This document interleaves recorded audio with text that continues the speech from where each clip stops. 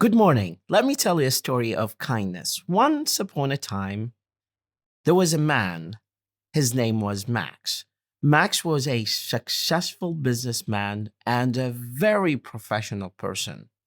But Max was rude most of the time to his friends and his colleagues, despite his being successful person. People got along with him because he was a successful person and people just wanted to make a living in the enterprise that he used to work in. One day, Max was walking in a busy street downtown. He passed by a homeless person who asked him for change.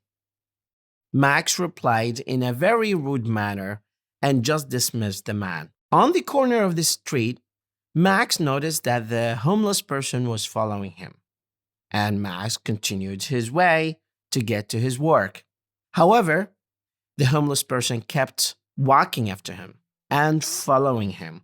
So he stopped and looked back at the homeless person.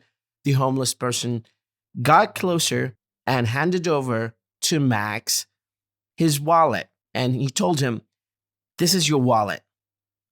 As a gesture of appreciation and thankfulness, Max took some money out of his wallet and gave it to the homeless person.